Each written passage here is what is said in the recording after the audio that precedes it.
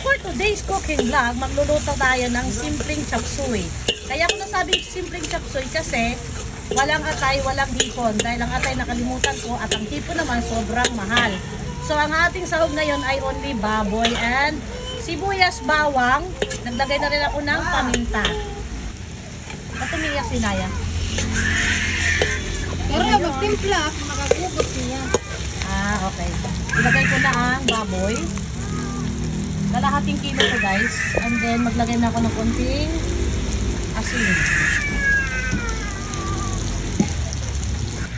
Naglagay na rin ako ng nor beef and pork. Dalawang flavor. So, hintayin lang natin kung masangkot siya para nalagyan natin ng tubig.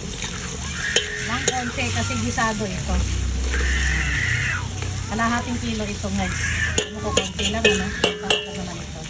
So, hayaan mo natin makasangkot siya. Balikan natin kung golden brown na yung karne. Nakasangkot siya na ng maayos ang ating karne at magandang ang kulay, pati lasa at amoy. Inilagay ko na ang carrots. Ngayon, painitan lang ng konti ang carrots. Ilagay ko na ang 1 kilo na sayote. Halo-haloin ko lang para mag-absorb na ng lasa o timpla ang gulay. Ito guys ay gisado lang, hindi tayo sabaw ngayon kasi wala akong cornstarch, wala akong harina para pang palapot.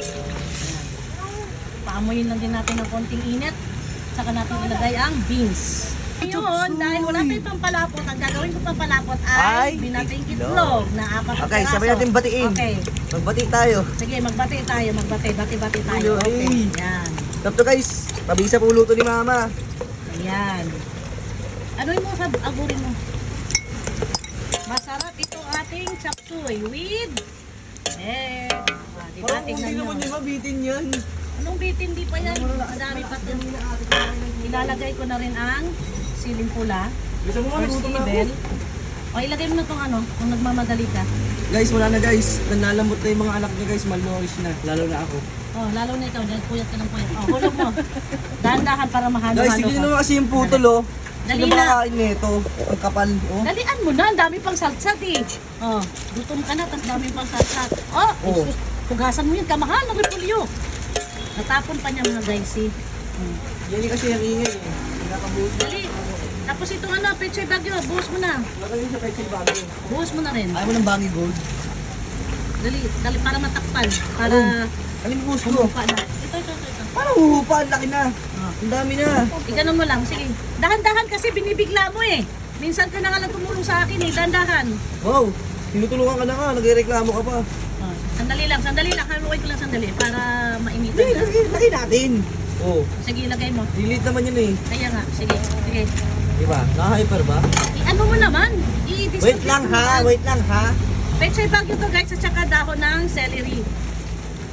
Kasi yung stock ng celery na ilagay ko na kanina. Oh guys, kung anong trip niya malagay niya, lalagay niya dyan. Diba? Tama Siyempre siya, eh. nanay, discarding nanay, kung anong gulay na pwedeng ilagay, lagay. Hindi naman nakakain. Hindi naman Diba? kumakain lahat ng gulay. May magluluto pa rin ng baboy mamaya. Ngayon walang luto-luto, baboy-baboy. Gulay tayo. Para yung baboy. Unhealthy. Bilisan mo na, wala na. Ang healthy mo ka. Pahugas na dyan sa tubig na yan. Ah. Ano hugas dito ang baboy naman? Mantika tumay ko. Yan, okay. So guys, tatakpan muna natin ito para humupa siya. So ito na mga guys, haluin na natin nang sa ganun ay mag-well combine na ang timpla. Lasa ng ating chop suey. Ayan na. Yung nasa ilalim, iaangat natin para pumantay.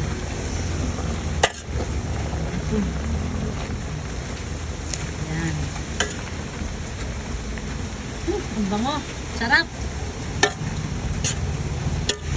Sarap mga guys.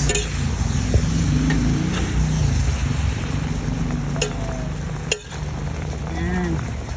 Sus, kung nandito lang kayo guys, maaamoy nyo ang aroma, ang singaw. Sarap na chop suey.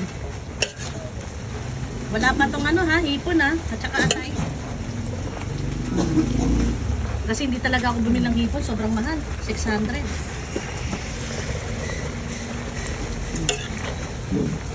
Hintayin na natin kumuha para maluto kami. Ito namang repolyo sa pechay bagyo. Hindi naman kailangan ito na kulo eh. Isang kulo lang okay na. Kasi pangit pa overcook.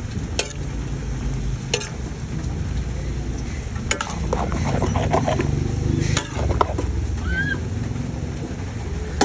Nangawit ako sa halo ah. Ito guys, isang malaking kawa. Ito ay kawa. Tawag nito, talyasi. Kasi hanggang mamayang gabi na namin ito na ulam guys. Dahil sa gabi kasi hindi na ako nagluluto. Tanghali na talaga ako nagluluto. Ngayon pag inulang, magluluto na lang ng ibang ulam para pangdagdag. Ayan. Diba? Sarap. Takpan ko lang ito guys. Pagbukas natin, luto na. Ito na mga super mom, luto ng ating simpleng chop suey. Kahit walang hipon, masarap. Sa diskarte ni super mom, masarap pa rin ang ating chop suey. Dahil sobrang mahal ng hipon, lalo na ngayong tag-ulan. Ngayon, isang kulo lang to, luto ng ating chop suey. At luto na nga siya mga super mom. Yan, tignan nyo gaano kaganda ang ating chop suey. Oh. Yan. Oh guys, tapos walang lasa yan. Oh. Mas puno na ng laway ni mama. Kabay sakit si mama, hawa na kami lahat. Oh, lagi. Buat ang anak ko. Ayan. Pwede na kaming kumain. Mamaya, ingkitin ko yung pagkain sa aking taste reveal ng ating simpleng chop suey.